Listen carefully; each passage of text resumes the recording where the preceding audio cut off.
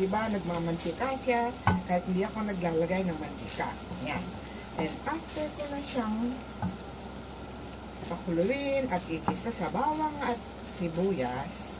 Yan. Nadidinig nyo ba ingay, guys? Yun yung ano namin, yung pang sip-sip ng usok. Ano ba yung tawag dun? Yan. Pakuluin muna natin mga ilang minuto. Look, guys, oh. May mantika siya kahit na hindi ako naglalagyan ng mantika. Yan.